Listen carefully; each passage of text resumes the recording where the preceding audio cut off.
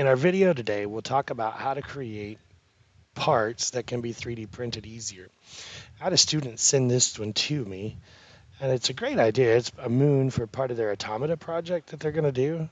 The problem with it is that it would require a lot of supports, and that's okay. We could always just come over here and hit the support button. But I do know that every time we generate supports, we have to remove those supports. It's hard to get those surfaces really smooth. So one thing we can do is actually make the part easier to build. So if we cut this thing in half, now we have a flat surface. So let's go into Fusion and talk about how to create that. So the very first thing I'll do is I'll go ahead and create that revolution. All right, so I'm just going to create a sphere. I'm going to keep it pretty simple here.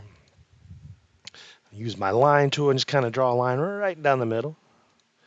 And I'll finish that and then we'll revolve it. So not much different, a pretty simple revolution there.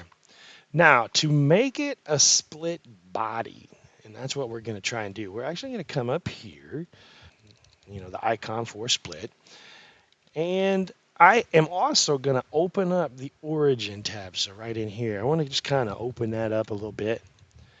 And I want my original planes pulled up here. You can go ahead and you could turn the eyeball on if you want, but you also know, like when you hover over it, it shows them in there. They're really faint. Is I want to turn the eyeball on for all of those, just so I can kind of see that when I get in there. So I'll hit split now. So I'm going to go to split. And it's saying what body do you want to split in half? All right, so that's a pretty easy one. I'm just going to click on the sphere itself. And then for splitting tool here, that is talking about one of those planes. So I'm going to hit select on that. And then in this case, I'm going to click one of these vertical ones. So that one could work. That one could work, and because I started on the origin, any of these could really work. So I'll click that one, and I'll hit OK. So now you see it's split, but if I look under bodies, there's two bodies. Really, to export these to get 3D printed, I need to put those in component form. So I'm going to right-click on body 1 and say Create Components.